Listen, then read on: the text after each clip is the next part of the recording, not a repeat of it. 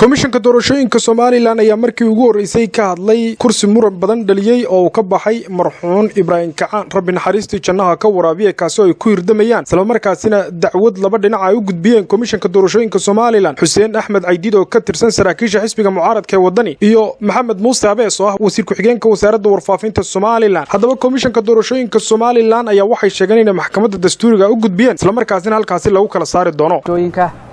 kaasoo khuseeya arrin dhacdo baryahan suuqa lala dhex marayay oo qariib ahayd komishanka doorashooyinku waa komishankii afraad ee waddanka xilka qabta waxaanu maxayday kala hagay oo uu maxayday kala saaray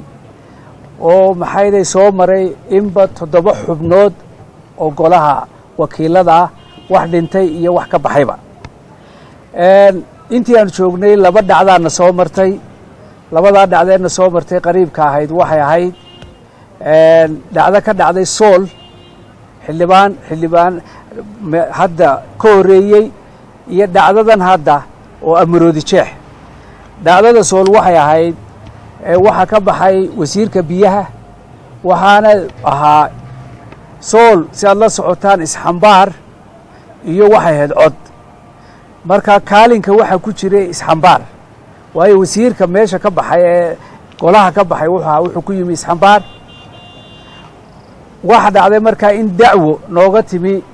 nin cod haysta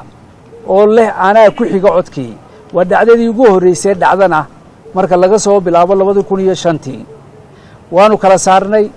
waxaanu ku kala saarnay inay dhacday inaanu siino ninkii ku yimi maadaama wasiirku ka baxay oo ahaa isxambaar ninkii kaydka ahaa ee ku xigay isxambaarkay ugu horeeyay ayaanu siinay dhacdadan Hargeysa waa dhacday iyaduna ugu baax waxay ku timi 2005 komishinkii markaa joogay iyo maxkamaddii markaa joogtay documentiskii officialka ah ee ay isdhaafsadeen maxkamadda hadda jirta ee joogtay maxkamadda sare ah iyo komishankanu labaduba midna muu joogin waqtiga ah waxay dhaxleen document ay soo direen oo komishanka markaa joogay uu u diray maxkamadda waxaanay ahayd natiijadii ku meel gaarka ahayd ee sida rasmiga ah ee caadiyan ay u marno u tagaysay maxkamaddu markay natiijada ku meel gaarka hesho waxay haysataa 17 cisho waxay u soo gudbisaa rasmiga ayay dadka u soo bandhigtaa waxaanu halkan ku haynaa documentkaasoo aad website-kayga ka heli doontaan oo uu saxay gudoomiyihii komishanka ee waqtigaa jiray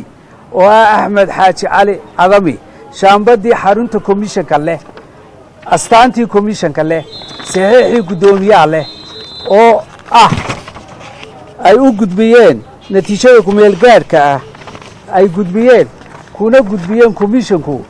inuu kaalinka 13aad uu ku jiro Xuseen Axmed Caydiid Warsame oo haysa 3981 kaydka shanaadna ahaa waxa ku xigay 14 oo ah Maxamed Muuse Abees Faarax oo isaguna 3986 haysta kaydka lixaadna ku jira shaambadana waad aragtaan way wada shaambadaysan yihiin waa 6dii gobolba waa documentkaas wuxuu ka soo baxay komishinkii markaa joogay waxay maxkamaddii markaa soo rasmiyeysay oo iyadana aad shaambadeeda arkaysaan waxay soo rasmiyeysay sidii ay u qorreyd waxaad arkaysaa markaa kaalinka shanaad inuu ku jiro Xuseen uu hayso 3981 muuse Maxamed Muuse Abeesna waa hayso 3986 Cabdiqaadir Imaan Warsame gudoomiyaha komishanka doorashooyinka Soomaaliland ayaa ugu dambeyntii ka hadlay Cabdilaahi Jawaan oo ahaa gudoomiyihii hore ee komishanka doorashooyinka Soomaaliland kaasi oo warbaahinta la soo fariistay in ay baabiyeen isla markaasina ay gubeen xogtii hore ee komishanka doorashooyinka Soomaaliland gudida hadda joogta waxa uu sheegay in laga rabo cadeyntiisa mas'uulkaasi halka ay ku gubeen waxaan hadaladiisii kamid ahaa taasna hadda dawladda ka jawaabiyay hay'adaha sharciga oo ku leh waxaanu aragnaa markaa inuu ninkaasu ka hor yimi shuruucdii u yaalay dalkan been abuur khalkhal iska horkeen uu shicibkana doonayo inuu nacsiiyo kana hor keeno komishanka doorashooyinka qaranka ee xaadirkan fadhiya isagoo weliba ahaa xubin komishan inuu komishanka sirihiisa bannaanka dhigo oo isagoo maanta ka maqan dhowr iyo 10 sannadood inuu yidhaahdo weli waan haystaa guryahan ku haystaa waxaan ku haystaa sanduuqayga maxay komishinku wuxuu lahaa xukuumadda hay'adaha sharciga in wax dhugmada oo komishankanu intii joogay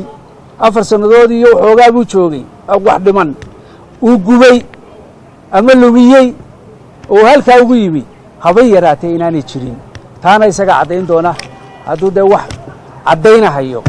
halkan ku gubnay goortaanu gubnay iyo sidaanu gubnay